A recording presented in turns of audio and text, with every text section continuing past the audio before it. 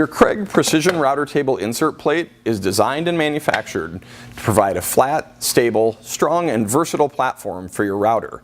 Of course, none of that can happen until you actually mount your router to the plate. It's a straightforward process, but there are a few tips that'll help you.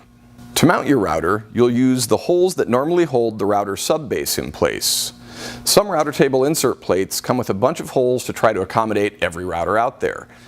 But at Kreg, we think it makes a lot more sense to just carefully drill the mounting holes you need. And we make the process easy. You'll find complete instructions on the back of your insert plate package or in the manual that came with your Kreg precision router table. And here, we'll take you through the process step by step. The process is straightforward. First, you'll remove the subbase from your router, put it on the plate, and use it as a guide as you drill the mounting holes. Then, you'll mount the router to the plate. Sounds simple enough, and it is, but there are a few details you need to pay attention to make sure that you do it right. The best way to start is to prep your subbase so you can use it as a guide. Just place a couple of pieces of double-sided tape or some rolled up masking tape on the subbase, and then position it on your router so that all the holes are aligned.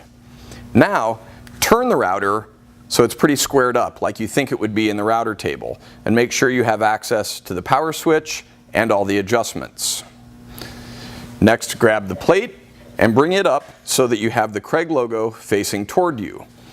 And hold it in place and look to see if any of the mounting holes are going to interfere with either the start pin hole or, if you have one, the hole for the height adjustment crank. And what you'll find is that you probably have to turn the plate just a little bit.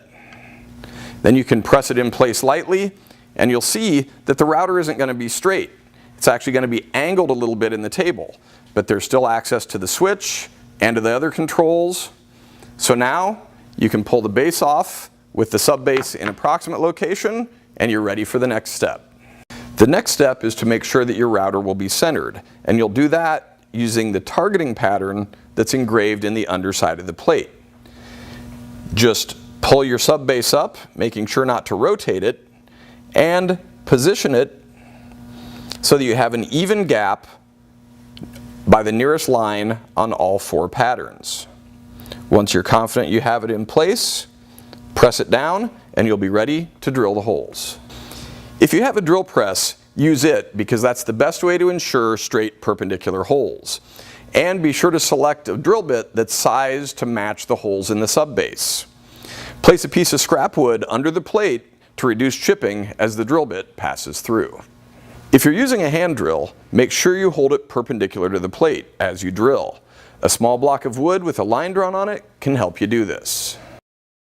After drilling the holes, flip the plate over and countersink the mounting holes so that the screw heads will sit just slightly below the plate surface.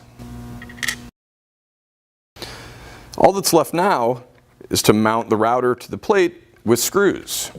You won't use the subbase, but be sure to store it someplace convenient so you can find it when you want to use the router handheld.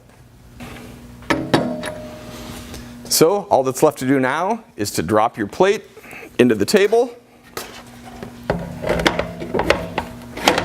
and you're ready to start routing. If you have any questions about setting up your precision router table insert plate, contact our customer service department through kregtool.com.